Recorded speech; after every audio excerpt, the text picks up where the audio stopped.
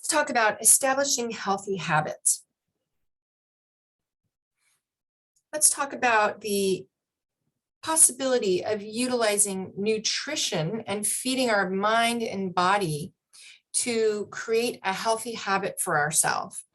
So what we do know is that research shows that eating a healthy diet that is including 5 servings of fruits and vegetables per day, and eating the color of the rainbow, the colors of the rainbow, maybe a red apple, purple eggplant, green lettuce, and a yellow banana. These are the colors of the rainbow. So those are just some examples, but really creating more variety with the vegetables and fruits that we eat, and getting 5 servings per day minimum are very important for our body to maintain its health and to also help our mind with memory and mood, including whole grains in your diet, like whole wheat bread, quinoa, brown rice. Those are some ideas for some whole grains,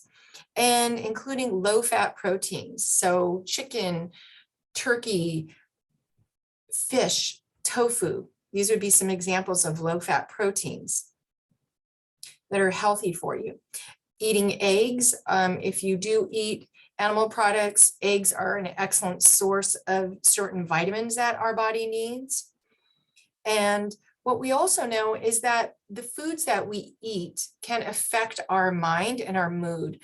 And so understanding that our body needs certain vitamins like vitamin B12 and vitamin D in order to affect our moods, and we can eat to create a more moderated mood. So if you're suffering from anxiety and depression and you are already taking medication, it's also important to remember to also eat healthy to supplement. Maybe you don't have a clinical diagnosis of anxiety and depression, but you've been feeling maybe more sad lately or more stressed out lately. Eating healthy is also helpful for helping with moderating our moods. Exercise is also very important. So I like to call exercise joyful movement. So moving our bodies in ways that feel good. You might also have heard of the term intuitive movement, intuitive exercise. So listening to our body today, what is it that I need to move my body in ways that makes me feel good, that makes me happy? It might mean that I want to go to the gym today and get on a treadmill. Or maybe I don't want to do that today. I really want to do yoga at home, and I like to use certain videos on YouTube because I follow certain yoga instructors. Or maybe you want to try Tai Chi, or you would like to try a bar class or something new and something different. And there's so many free ways to do that. But don't forget that you have the Student Recreation and Wellness Center right here on campus that offers a variety of classes, both in person and online or virtual, that could really help you expand and try out different things to find out which movement makes you happy. Hydration. So you can see the water bottle there. Hydration is absolutely critical to keep your body functioning properly. Remember that your body is mostly made up of water, and you need lots of water to function appropriately. It helps with digestion. It helps with energy levels. We know that people who are chronically dehydrated suffer from headaches and fatigue. So making sure you're getting enough water and avoiding too much caffeine and too many energy drinks, avoiding soda, because those don't hydrate you. Sticking with good old-fashioned water. So memory and our brain health. So remember that food and movement help with our memory. It helps with mood. And the cell phone there is reminding us that we need to take moments for digital detox. taking time to stay away from our phone and utilize other ways of entertaining ourselves and taking moments of mindful rest away from our phones, reading a regular book, a paper book, taking time to play, taking time to expand our horizons in other ways than using our phones.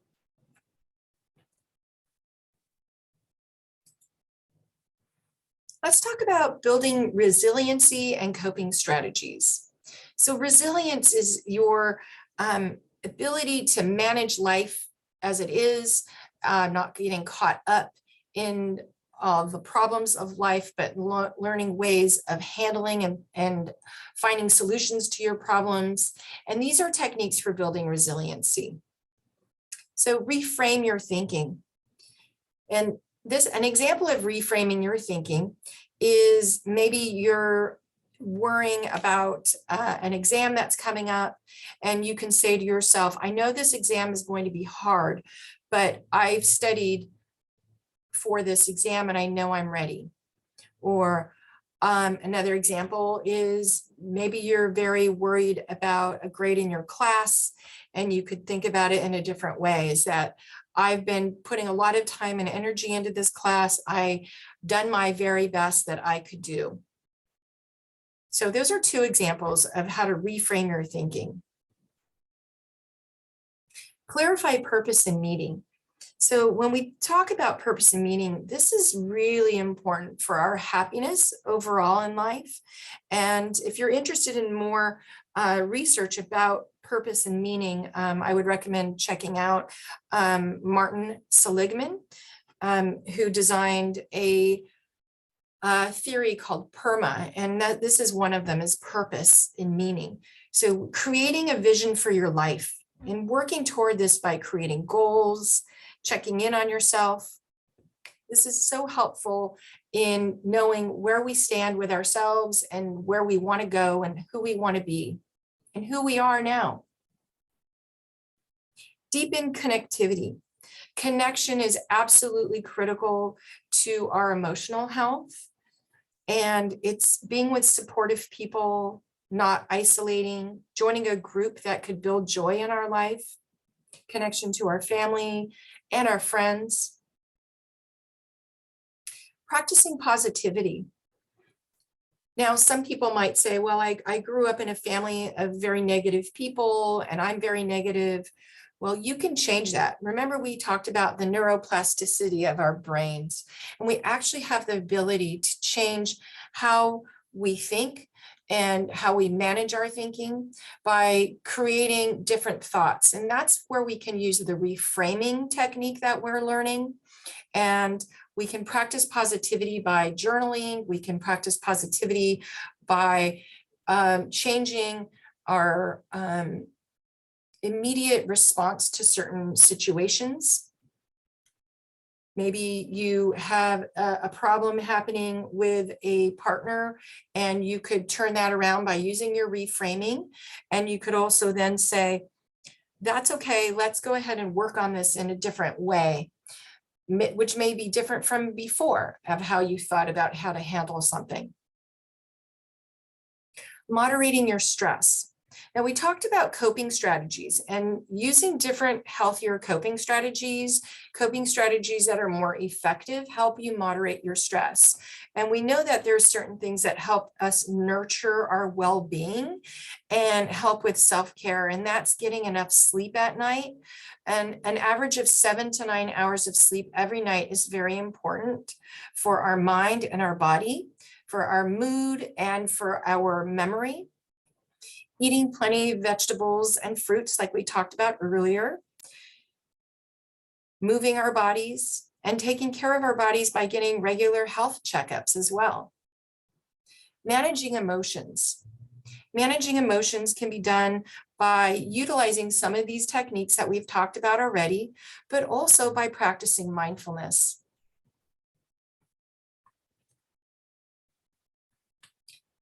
Let's take 5 to thrive coping tips.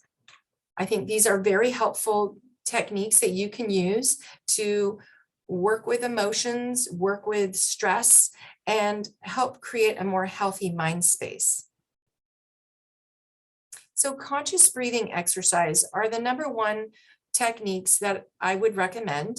And there are some different methods such as deep belly breathing, box breathing, and ocean breathing. You may already be familiar with some of these. I'm going to teach you deep belly breathing right now. So with deep belly breathing, what you're going to do is put one hand on your diaphragm, which is right below your rib cage and above your belly, and one hand on your chest, right over your heart space. And what we're going to do is we're going to inhale very deeply, so deeply that you feel your belly rise. Maybe you feel your chest expanding afterwards. And when we exhale slowly, you will start to feel the belly deflate, almost like a balloon is in there deflating. Inhale very deeply as if a balloon is inflating. And exhaling slowly, feeling that balloon deflate. Continue practicing deep belly breathing and really work on expanding the belly. What we are doing is we are activating the diaphragm, which activates a antithesis to the fight or flight response. So we're putting ourselves into the rest and digest mode by activating that diaphragm.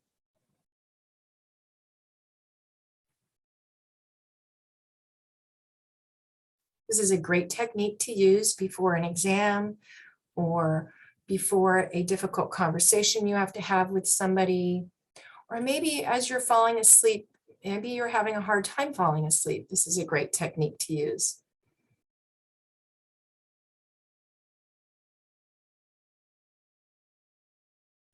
Your diaphragm is connected to your brain. It is a large muscle mass that when we breathe, we are activating it. So we're trying to get away from shallow breathing, which can lead to breathlessness when we're feeling stressed. We want to activate the rest and digest mode by doing the deep belly breathing.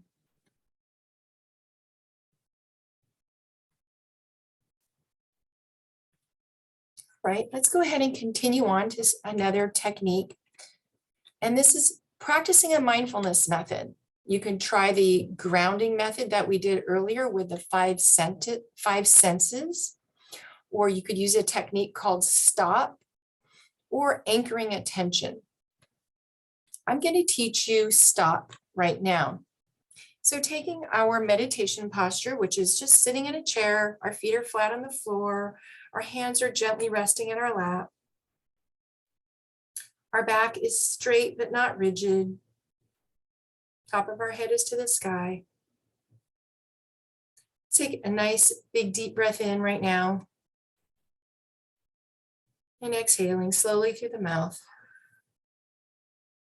And stop stands for S is stop. Stop what you're doing, put everything aside, take this posture. The T stands for take a few deep breaths.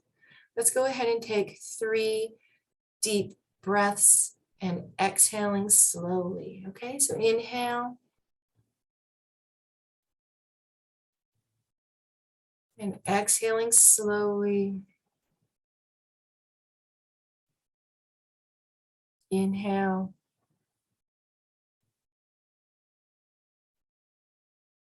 And exhale. And one final round. Inhale.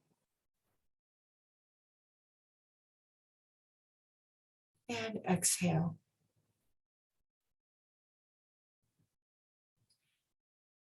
Your eyes can be open or closed, whichever is most comfortable for you.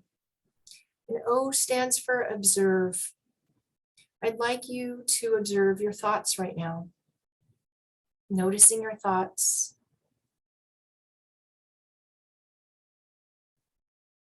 Remember that thoughts are not facts. Sometimes our thinking are lies. Our brain tells us things that aren't true, like I'm not good enough or I'm not smart enough. When that's not true, we are good enough, we are smart enough. But just noticing and becoming aware of them can help us reframe and create new positive self-talk. Now, I'd like you to observe your feelings, your emotions. What emotions are happening inside of you right now?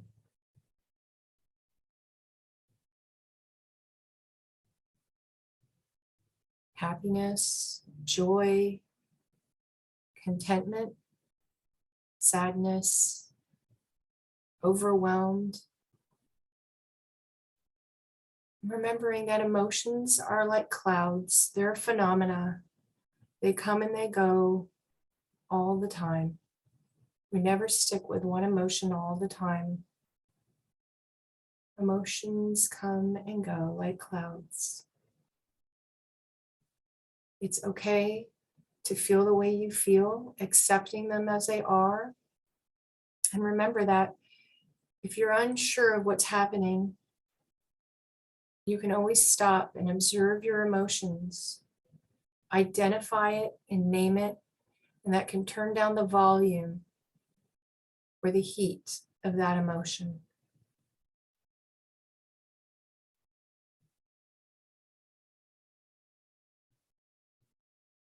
And finally, I want you to observe your body.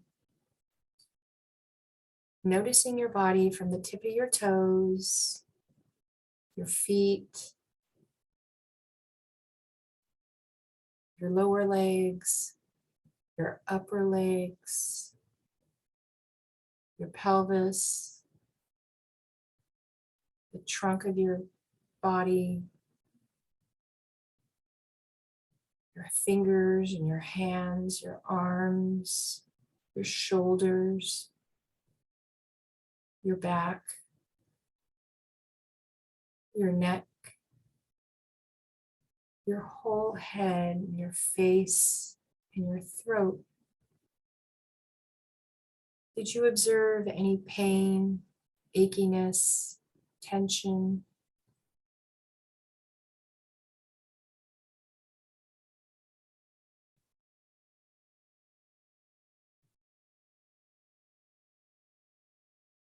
Our body collects tension in certain spots usually. Maybe it's your shoulders or your neck, your upper back, your lower back, and even your hips. Often we find that we suffer from muscle tension in these areas.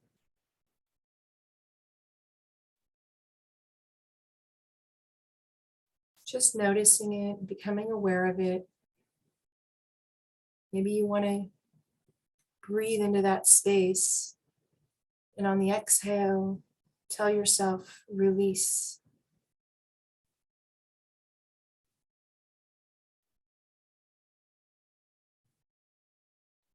And now we come to the P and stop, and that means proceed.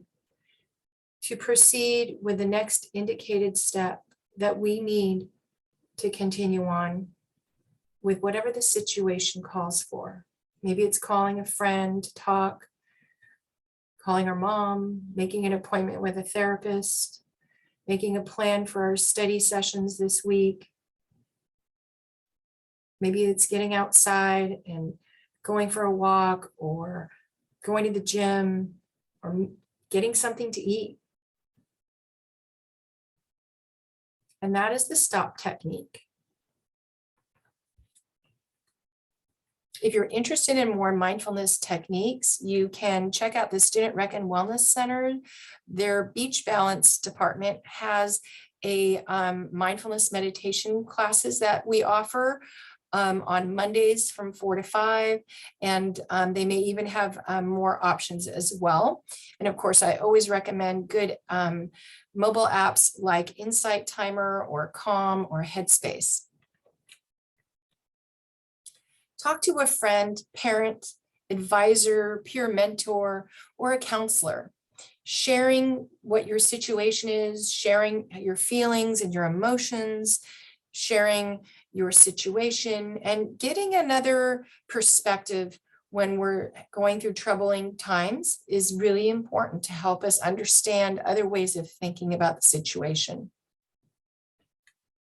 Write it out, journal, make a list, use bullet points.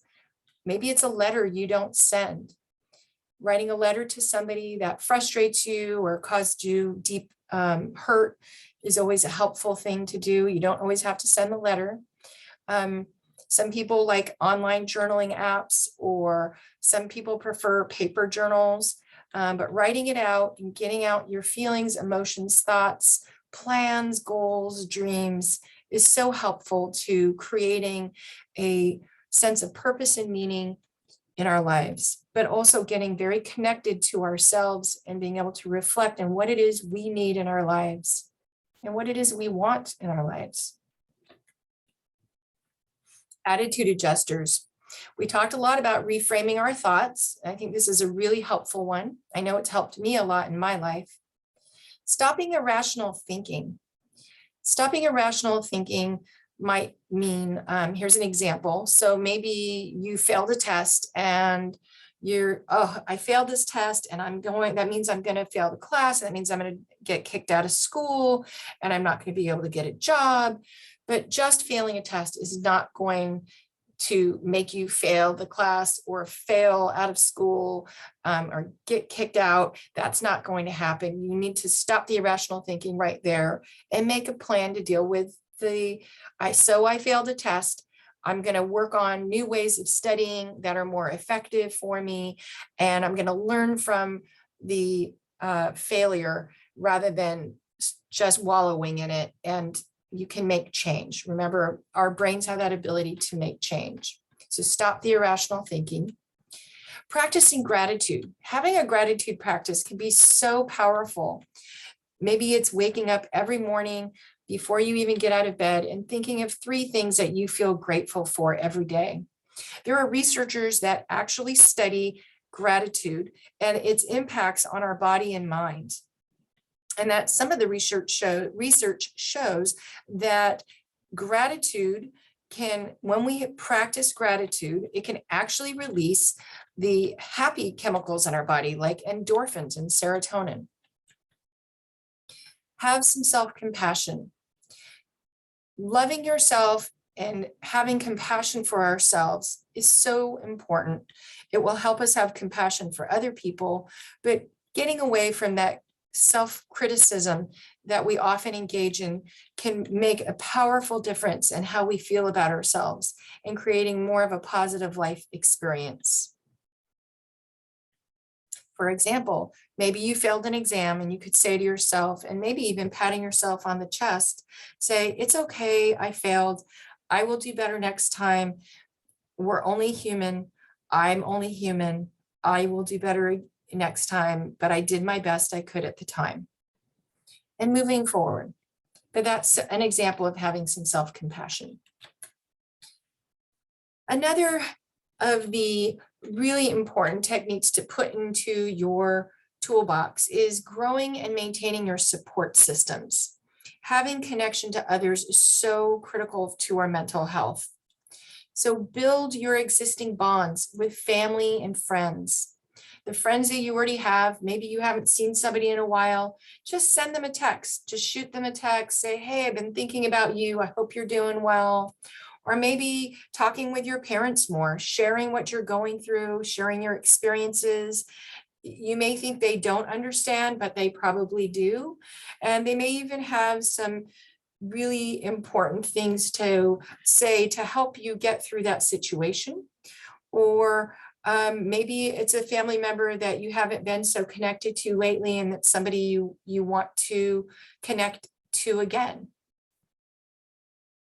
Embrace your interests. This is a great way to make new friends.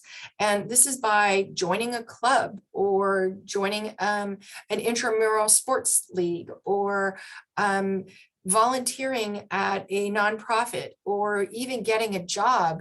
And this is so important to creating that positive environment that we want in our lives, and to making new friends who we can actually connect with, who support us.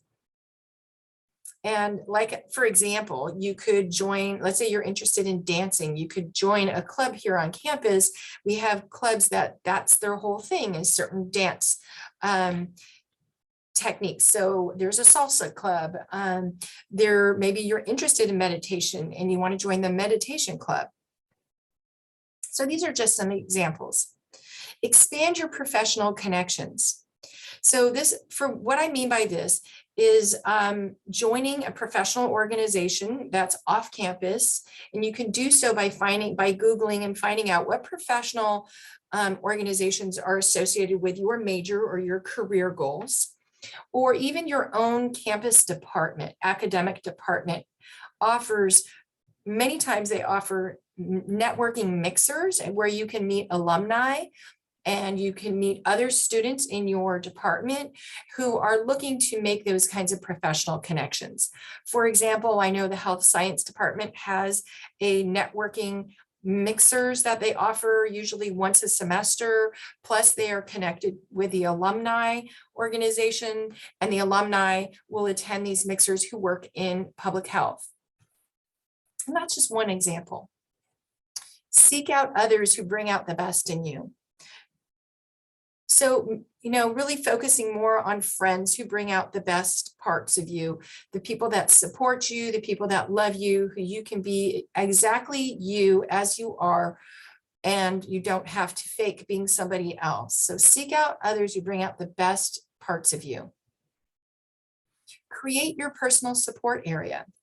I love this one. This is taking some space in your room or in your house or wherever you live to create a place that is, maybe it has art or pictures of your loved ones or your favorite artist, or symbols of something that you really find positive and inspiring. Maybe it's quotes, or maybe it's something religious or not religious. It doesn't have to be that, but using creativity and creating a personal support area where you can find empowerment and self-care.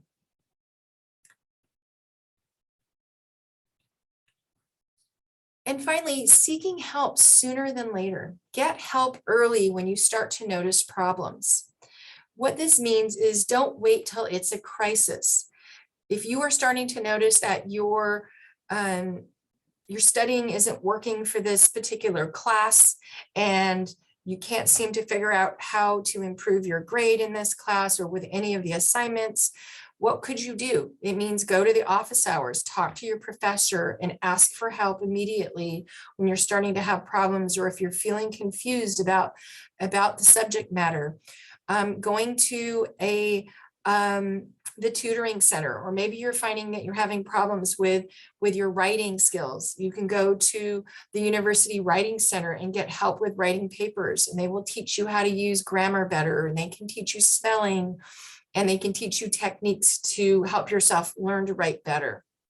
So this is just a couple examples, but get help early. CSULB offers many free resources for students that helps with academics, social, emotional, career, and much, much more.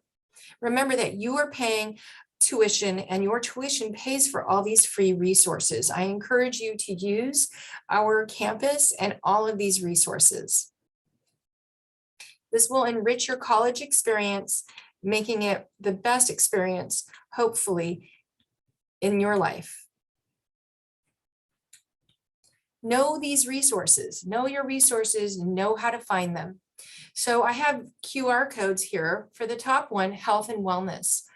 And then for the bottom one is academics and learning. If you use your phone, you can use your phone to pull up these websites.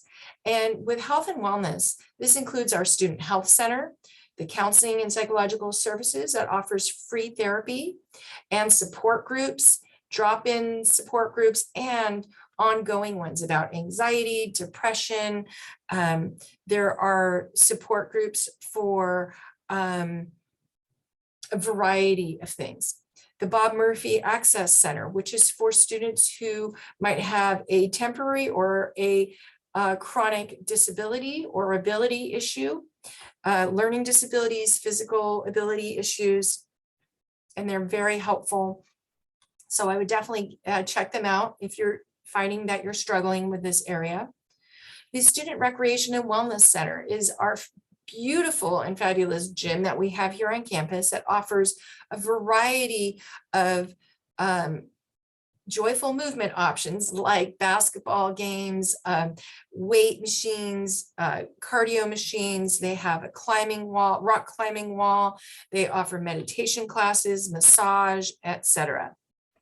For academics and learning, there's the Learning Center, the University Writing Center, Academic Department Tutors, Academic Advising, and the Career Development Center, which I highly recommend that you start going there as soon as possible. I would recommend even a freshman checking out the Career Development Center. They have wonderful workshops about how to write a resume, how to interview for a job. They have links to jobs. They have wonderful assessments online that you can take to understand yourself better, the major that you've chosen, and what kind of careers can come from that major.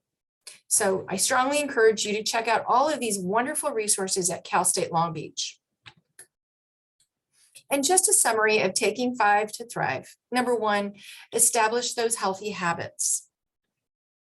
2, build resiliency and coping strategies. 3, grow and maintain your support system.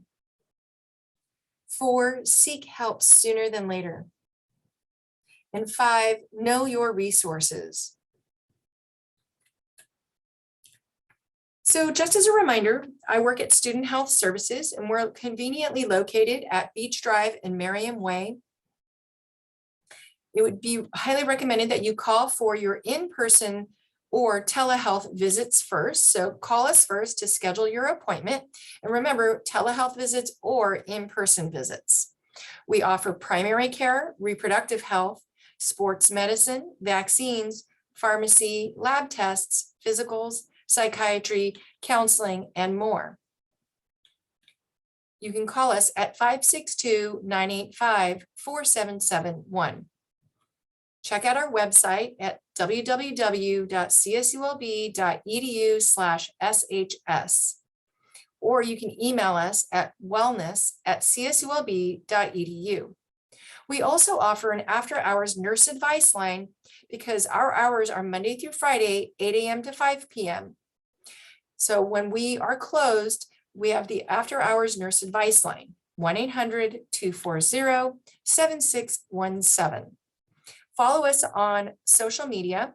Our handle is CSULB SHS to get current information about interesting topics that college students might be interested in, like sexual health, alcohol and drugs, mental health, and a variety of other topics.